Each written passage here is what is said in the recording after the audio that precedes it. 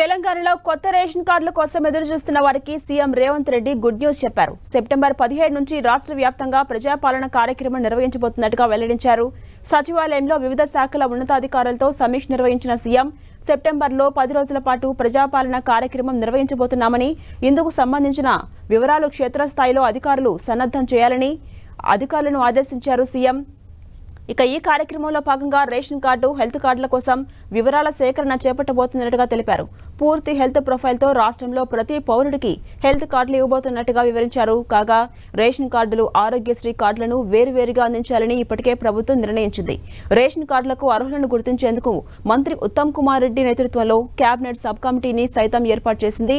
ఈ నేపథ్యంలో ఇవాళ రాష్ట్ర సచివాలయంలో ఉన్నతాధికారులతో సమీక్ష నిర్వహించిన సీఎం రేషన్ కార్డులకు, హెల్త్ కార్డుల విషయంలో కీలక ఆదేశాలు జారీ చేశారు.